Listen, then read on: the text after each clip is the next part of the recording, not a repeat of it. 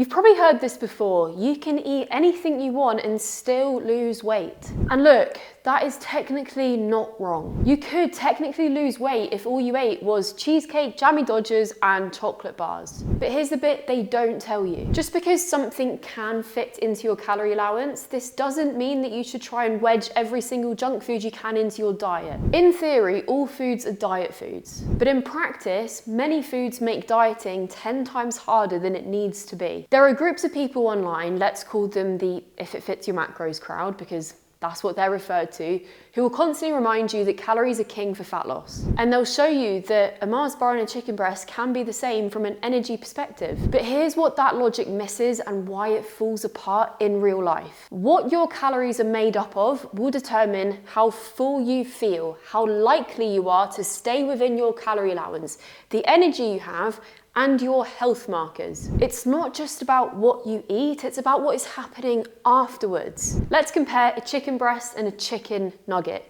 In one form, you've got the whole food, right? Beyond cooking it, maybe you roasted it or you fried it, there's been no processing to that chicken breast. Compare that to the chicken nugget that has flour, seasoning, salt, breadcrumbs on the outside, and you can clearly see that one is going to be a lean protein that will keep you feeling full for a couple of hours after eating it, and the other is moreish, designed to slip down your throat and make you want 10 more before you've even realised that you've had a few. The same goes for potatoes versus crisps or chips if you're in the US. With a plain potato, you chew it, it satisfies you, it takes up more space in your tummy for much fewer calories. But with the crisps, you can easily eat 400 calories before you've even realised that the bag's open, they're moreish. And this isn't by accident. You see, foods are engineered to make them as addictive as possible, because when we are addicted to them, we buy more of them and we make the seller much more money. There are literal scientists whose sole job is to make this one crisp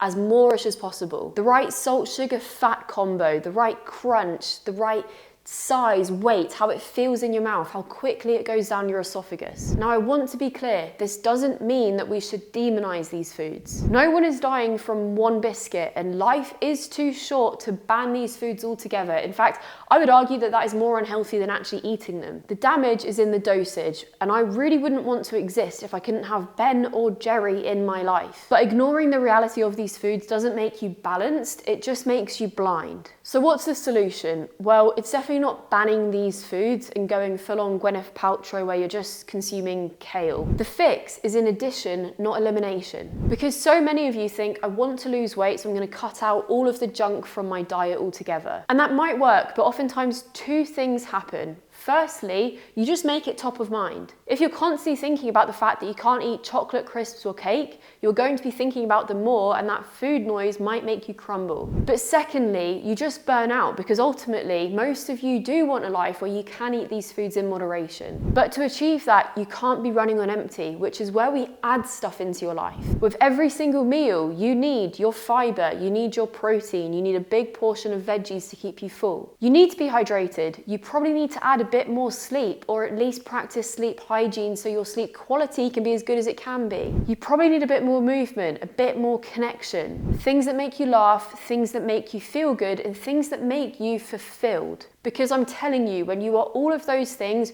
you won't be thinking about food half as much. When you are nourished, both physically and emotionally, you're not going to be craving the crap anymore. You won't be eating as much out of boredom, and you won't be just smashing a Kit Kat for the sake of getting more dopamine into your life. You will find yourself being able to eat the biscuit and just move on. And I know for a lot of you that might feel really, really far away, but if you look at your diet history, I can guarantee that they have been over-restricted and they have banned things from your life. So if you want to get a glimpse of how to do things differently, join the free 1 pound down challenge. 7 days worth of guidance from me to help you with your nutrition and to help you stay consistent so that you finish the week at least 1 pound down.